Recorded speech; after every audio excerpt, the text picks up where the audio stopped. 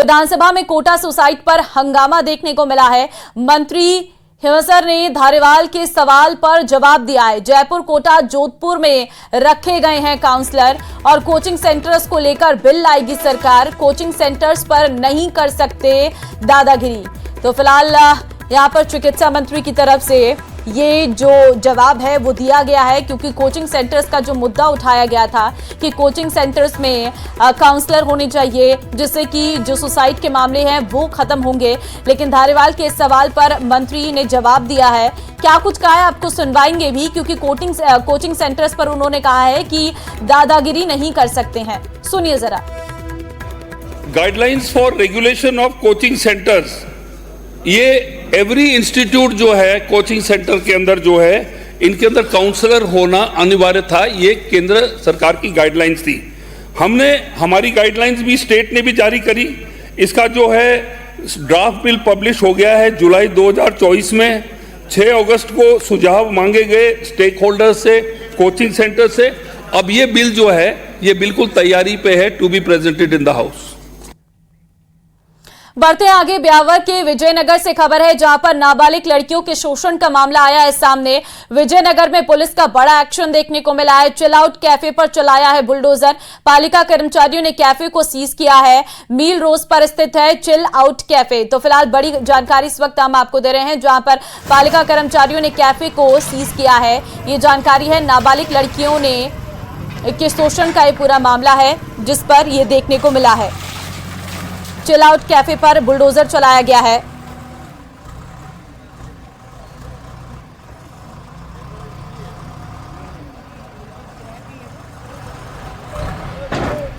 तस्वीरें आप देख सकते हैं, बुलडोजर से एक्शन लिया गया है चिल आउट कैफे में, क्योंकि इसका नाम सामने आया था इस पूरे मामले पर।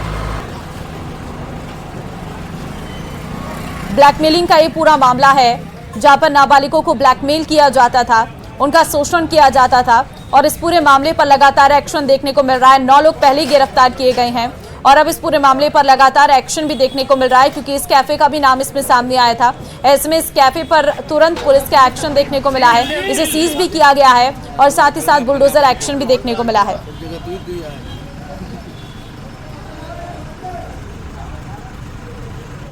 बढ़ते हैं खबरों में आगे। इस वक्त बीकानेर के नोखा से खबर आपको देंगे, जहां पर केडली के सरकारी स्कूल में 3 छात्राओं की मौत की जानकारी सामने आ रही है। लगातार तीसरे दिन तीनों शवों का नहीं हुआ है पोस्टमार्टम। अस्पताल की मोर्चरी पर लगातार चल रहा है धरना। बीकानेर में 21 फरवरी को बड़ी सभा करने की घोषणा है। नोखा एमएलए सुशीला डोडी ने विधानसभा में मामला उठाने की बात कही है। दोषी अधिकारियों को सस्पेंड कर गिरफ्तार करने की मांग है। तीनों शवों का 21 फरवरी के बाद करवाया जाएगा पोस्टमार्टम। मुआवजे और संविदा नौकरी की भी मांग है। प्रशासन से कुछ मांगों पर बनी है सहमति। गिरफ्तारी नहीं होने पर 21 फरवरी को बीकानेर प्रदर्शन की घोषणा। प्रशासन ने 6 लोगों पर केस दर्ज किया है। शिक्षा अधिकारी, पांचू विकास अधिकारी, जसवंत बिश्नोई सहित 4 अन्य लोगों पर मामला दर्ज किया गया है।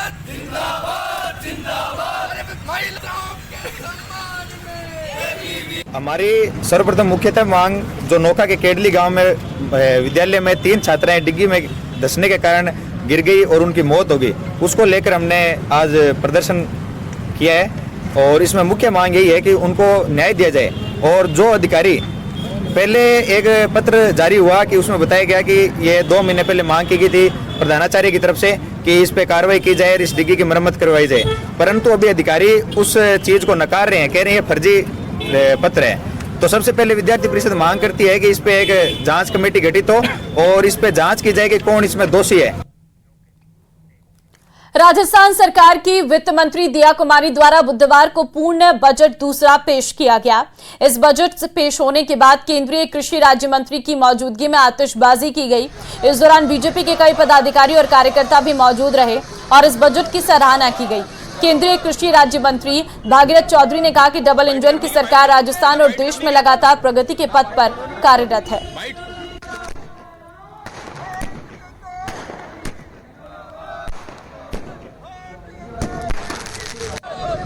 आज राजस्थान का जो बजट आया है, हमारे मुख्यमंत्री भजन लाल जी सलून साहब के नेतृत्व में हमारी वित्त मंत्री और मुख्यमंत्री दिया कुमारी जी ने जो बजट पेश किया है, मैं कह सकता हूं कि पूरे राजस्थान के लिए वास्तव में ऐतिहासिक बजट है। सब उनका इस कार्यकाल का दूसरा बजट है, ऐतिहासिक बजट है।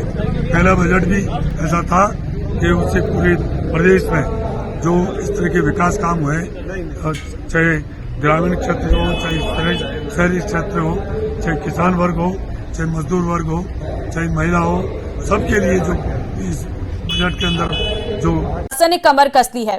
थाना प्रभारी प्रदीप शर्मा खुद फील्ड में उतरकर नो पार्किंग में खड़े वाहनों पर कार्रवाई करते नजर आए। अभियान के तहत पुलिस ने 35 चौपहिया वाहनों के चालान काटे, जिससे वाहन चालकों में हड़कंप मच गया। पुलिस की कार्रवाई देखकर कई वाहन चालक अपने वाहन हटाने की कोशिश करते दिखे, लेकिन पुलिस ने किसी को भी नहीं बख्शा। खास बात यह रही कि कार्रवाई की जद में एक अधिवक्ता की गाड़ी भी आ गई और पुलिस ने कार्रवाई की, जिससे अधिवक्ताओं में नाराजगी देखी गई। रेगुलर ये इस कार्रवाई को करते रहते हैं, पर बड़े पैमाने पे आज मैंने की। इसमें लोगों को थोड़ा सा समझ विकसित करनी होगी, क्योंकि जो व्हाइट लाइन है, जो पार्किंग लाइन है, उसके बाहर लोग आसानी से खड़ा करके और कोई काम के लिए चले जाते हैं, लेकिन उनको ये ध्यान रखना है कि उनकी इस एक्टिविटी से यातायात काफ़ी बाधित होता है।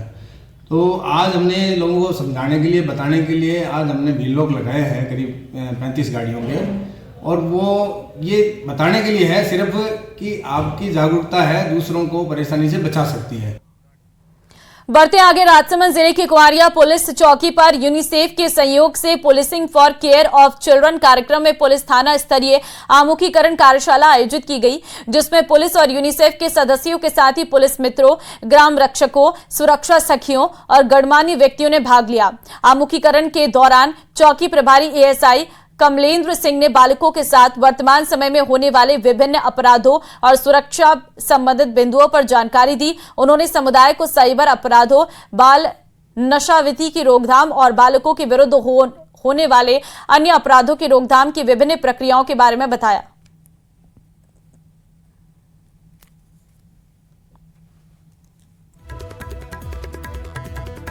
सारे समुदाय के पुलिस मित्र, सुरक्षा सखी, ग्राम रक्षक और सीएलजी मेंबर यहाँ उपस्थित थे। हमारे चौकी के बाकी के जितने भी पुलिस विभाग के सदस्य हैं वो भी यहाँ थे। हमने बच्चों की सुरक्षा के लिए साइबर क्राइम, बाल विवाह, बाल श्रम, इन सब से किस प्रकार से हमें बच्चों को सुरक्षित रखना है, कैसे बच्चों के साथ में पेरेंटिंग हो, किस तरीके से समुदाय की भूमिका है, उस पर खुलकर चर्चा की। और मुझे बहुत अच्छा लगा कि यहाँ लोग बहुत पॉजिटिव हैं, उन्होंने बहुत अच्छा रिस्पॉन्स दिया। बिंदु मैम द्वारा जो है बालकों, महिलाओं को अपराध से कैसे बचाया जाए और उनके अधिकारों के बारे में जो है अवगत कराया है। चर्चा भी हुई सभी से, उनके द्वारा जो प्रश्न पूछे गए उनका जवाब मैडम द्वारा दिए गए हैं, और हमने जो है आम जन को वर्तमान में जो साइबर क्राइम और बच्चों के प्रति जो अपराध हो रहे हैं उनसे अवेयरनेस के संबंध में जानकारी दी है। अच्छा कार्यक्रम रहा है, तो मैम के सहयोग से जो है सभी जो आमजन जो आए हैं उन्होंने भी जो मैम की बात को सुनकर वो भी बड़े प्रभावित हुए हैं कि उनको बारीक से बारीक जानकारी आज प्रदान की। आगे बढ़ते हैं। दिल्ली में एनडीए के नेताओं का लंच। एनडीए शासित राज्यों के सीएम और डिप्टी सीएम लंच करेंगे। एनडीए नेताओं के साथ लंच करने पीएम मोदी पहुंचे हैं। तस्वीर इस वक्त हम आपको दिखा रहे हैं। दिल्ली से ये तस्वीर है जहां पर ये सभी नेता, एनडीए दल के सभी नेता इसमें मौजूद हैं और आज लंच का यहां पर ये कार्यक्रम रखा गया है। आपको बता दें कि दिल्ली में एनडीए के नेताओं का ये लंच है। तस्वीरें भी यहां पर क्लिक करवाई जा रही हैं।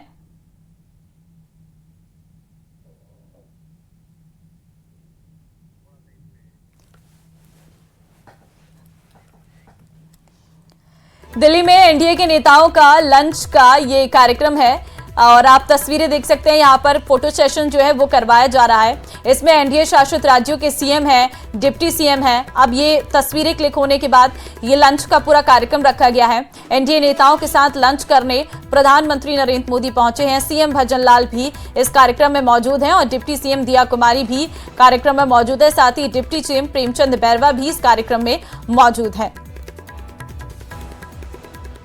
तो आज दिल्ली में शपथ ग्रहण समारोह रहा। शपथ ग्रहण समारोह खत्म होने के बाद अब ये लंच का कार्यक्रम है। राष्ट्रीय जनतांत्रिक गठबंधन, नेशनल डेमोक्रेटिक अलायंस की ये तस्वीर इस वक्त आप देख रहे हैं, जिसमें बीजेपी के सभी नेतागण हैं, साथ ही बीजेपी के जो सहयोगी दल हैं उनके साथ ये लंच का पूरा कार्यक्रम है और ये तस्वीरें भी शेयर की गई हैं। इसमें सभी एनडीए नेताओं के साथ लंच का कार्यक्रम है और एनडीए शासित राज्यों के सीएम भी हैं, डिप्टी सीएम भी मौजूद हैं।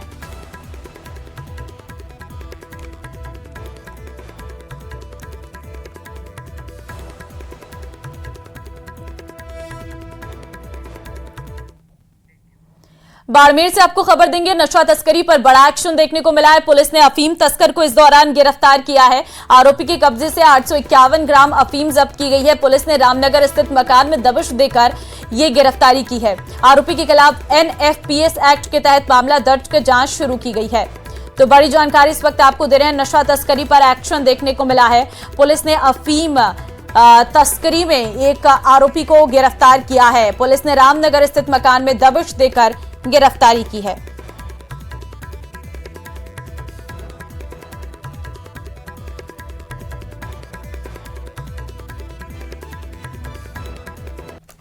आगे बढ़ते हैं, मेवाड़ और मालवा की नकदी फसल और काला सोना कहीं जाने वाली अफीम की फसल अब पक गई है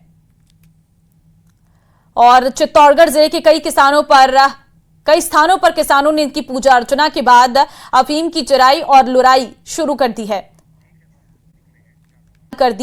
और धरने पर बैठे हैं, जहां ऑल इंडिया लोको रनिंग स्टाफ एसोसिएशन द्वारा वेस्ट सेंट्रल रेलवे द्वारा हंगर फास्ट हड़ताल का आयोजन किया गया और यह आज सुबह 7 से 36 घंटे तक चलेगा। हड़ताल के अनुसार माइलेज रेट और RAC तथा 1980 के अनुसार 25% तक बढ़ा जाए और नियम अनुसार माइलेज पर इनकम टैक्स की छूट बढ़ाई जाए। 16+36 घंटे का गंगापुर साप्ताहिक अवकाश प्रदान किया जाए। देश के अंदर जितनी भी हमारे रनिंग की लॉबियां हैं, वहाँ पर केंद्रीय कार्यकारिणी के फैसले के अनुसार ये हंगर फास्ट का 36 घंटे का प्रोग्राम रखा गया है। हमारा ये मानना है सर, हमें कोई शौक नहीं है यहाँ बैठने का, लेकिन हमारी मजबूरी है। टीए की रेट जब बढ़ गई, उसके अनुसार हमारी जो माइलेज रेट है 25%, वो अपने आप बढ़ना चाहिए। सिस्टम है, इसको सरकार देख नहीं रही है, प्रशासन देख नहीं रहा है। भारतीय रेल को ये सोचना चाहिए, जब आदमी का हमारा जो नियम अनुसार जो बनता है हक, उसको बढ़ाने में वो हमें कोई गिफ्ट में तो दे नहीं रहे। हमारा अधिकार है, उसको अगर वो हमें नहीं देंगे तो आज हमें ये मजबूरी में ये फैसला लेना पड़ा, हंगर फास्ट पर बैठना पड़ा और आगे इस आंदोलन को और हम तेज करने वाले हैं। आगे बढ़ते हैं, हिंडौन सिटी से बड़ी खबर है। सरोट कस्बे में पेट्रोल पंप पर चोरी का मामला सामने आया है। पेट्रोल पंप के चैम्बर से 15,000 रुपए चोरी किए हैं। चोरी की वारदात सीसीटीवी में कैद हुई है। खिड़की को तोड़कर चैम्बर में घुसे थे चोर। सरोट थाने से कुछ दूरी पर हुई है चोरी की वारदात। पेट्रोल पंप के चैम्बर से 15,000 रुपए चोरी किए गए हैं। चोरी की वारदात सीसीटीवी में कैद हुई है।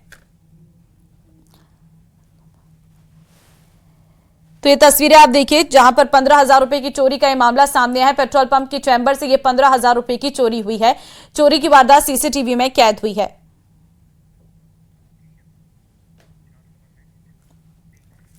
राजसमंद से बड़ी खबर है। बाल संरक्षण गृह से बाल अपचारी फरार हुआ है। छत से कूदकर फरार हो गया, घायल हो गया है बाल अपचारी। ताल में व्यापारी से लूट के मामले में पुलिस ने निरुद्ध किया था। अधीक्षक दीपेंद्र सिंह ने राजनगर थाने में मामला दर्ज करवाया है। बाल संरक्षण गृह की सुरक्षा पर सवाल उठे हैं। शनिवार की यह घटना बताई जा रही है।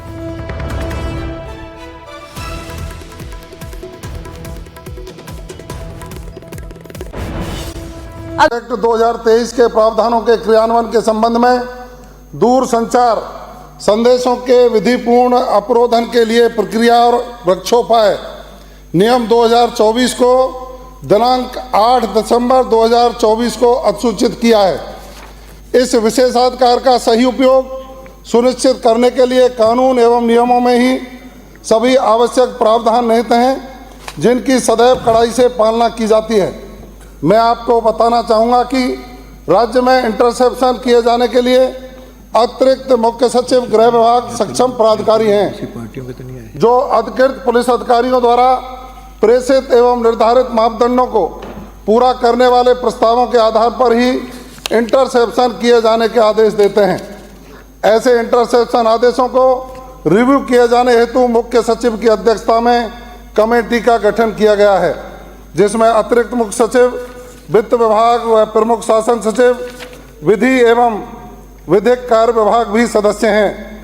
रिव्यू समिति की बैठक प्रत्येक 2 माह में एक बार आयोजित किए जाने का भी प्रावधान है। कुछ दिन पूर्व मीडिया के माध्यम से माननीय श्री किरोड़लाल मीणा जी, जो हमारे मंत्री महोदय हैं, का एक बयान संज्ञान में आया, जिसमें उन्होंने उनके मोबाइल फोन सर्विलांस की बात उसमें छपी है। विपक्ष ने इस बिंदु पर सरकार द्वारा स्थिति स्पष्ट करने की मांग की, जबकि स्वयं किरोड़ीलाल मीणा जी द्वारा इस बात का सार्वजनिक रूप से खंडन किया जा चुका है।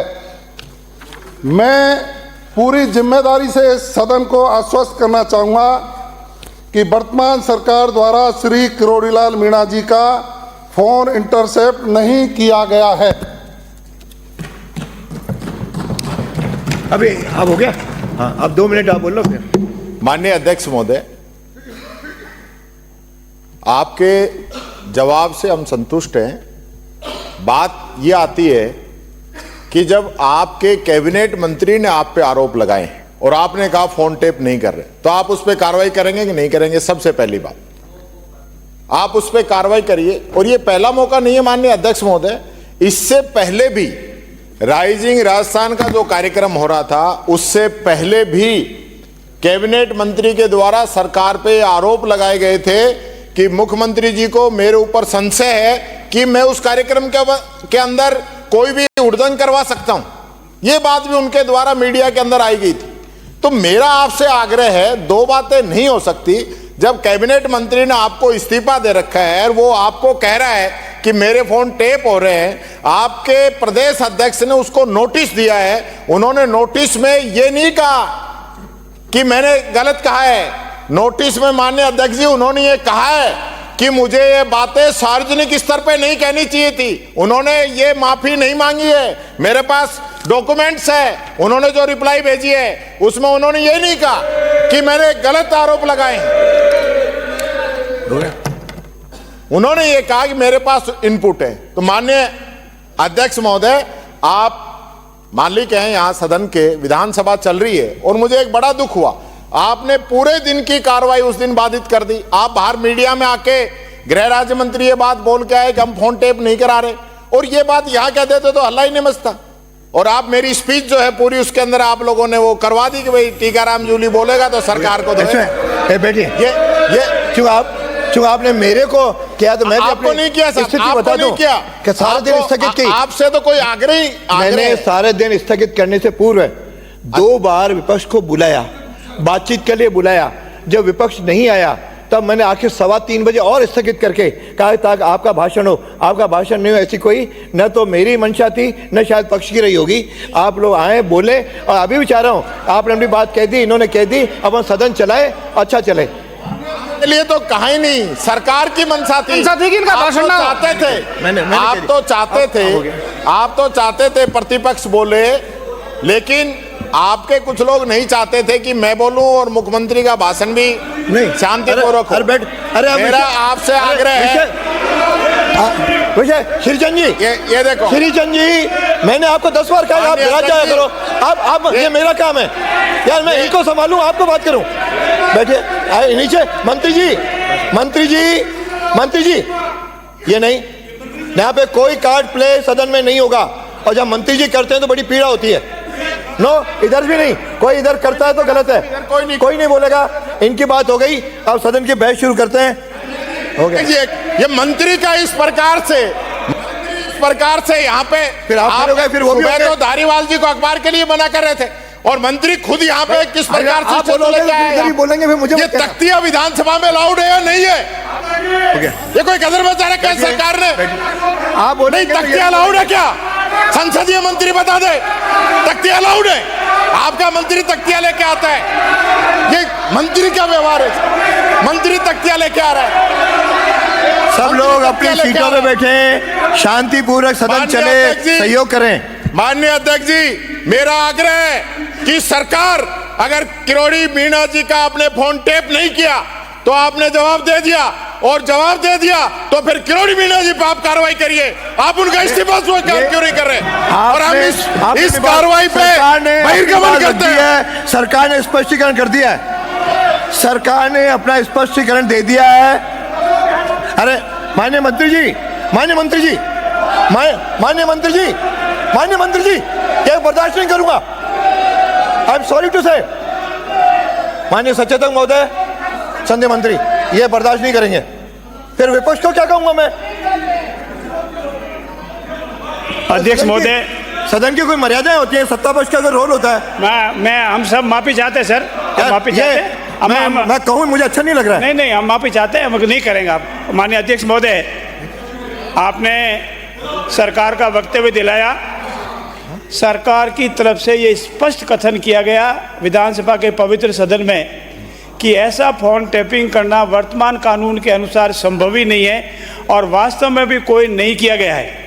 जहाँ तक प्रतिपक्ष के नेता ने माननीय ने आरोप लगाया कि अगर ये बात ही तो उसी दिन कह देते थे मेरा अभिभाषण नहीं हुआ।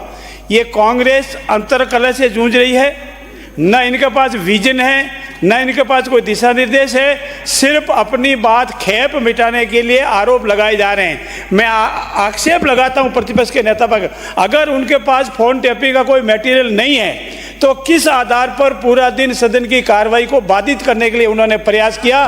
बिना कोई मटेरियल, बिना कोई लाजे कानूनी माफी मांगे और नहीं तो विधानसभा की प्रक्रिया के अनुसार बिना नोटिस दिए सीधे ही आपके वेश्य में कई बात को विड्रॉ करके गलत कार्रवाई किए। इसलिए प्रतिपक्ष को पूरी प्रताड़ना भी देनी चाहिए, ये मेरा आपसे अनुरोध है। ओके, आपके संसदीय मंत्री ने जो कुछ कहा है, मैं सोचता हूं कि अब पर्याप्त इस पर चर्चा हो गई। आपका स्पष्टीकरण आ गया, आपके मंत्री महोदय ने भी अपनी बात रख दी। जब ये नहीं कहा जाता, विपक्ष को भी इस पर विश्वास करना चाहिए। सरकार ने जब सदन में कहा है तो मैं समझता इस विषय को यहीं पटाक्षेप करते हैं और आज की जो बजट पे बहस होनी है उसको शुरू करते हैं। श्री पुष्पेंद्र सिंह।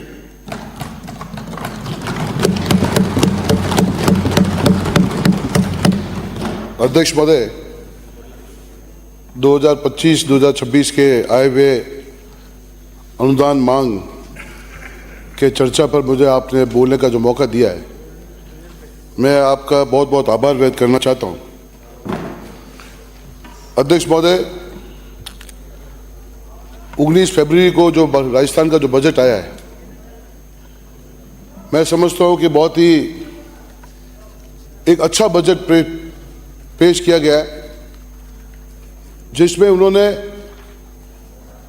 युवाओं को, किसानों को, बेरोजगारों को, आम जन को मतलब और पूरे राजस्थान के विकास को मतलब सम्मिलित करते हुए ये मतलब उन्होंने बजट पेश किया हमारे वित्त मंत्री जी ने। अध्यक्ष महोदय, ये वो बजट है जिसमें सरकार ने किसी प्रकार का कोई टैक्स का प्रावधान नहीं रखा, किसी प्रकार का मतलब कोई सरकार ने किसी टैक्स की प्रावधान नहीं रखा। इसमें इनफैक्ट इन्होंने मतलब छूट दी। ऐसी कई मतलब आपकी स्कीम्स है, माइनिंग पर हो या एक्साइज पर हो या जीएसटी पर हो, एमएसटी स्कीम लागू करके मतलब उनको एक वन टाइम सेटलमेंट करके उनके पेनल्टी इंटरेस्ट माफ करके उनको रियायत दी है। उसके बावजूद अध्यक्ष महोदय, राजस्थान हमारा जो बजट है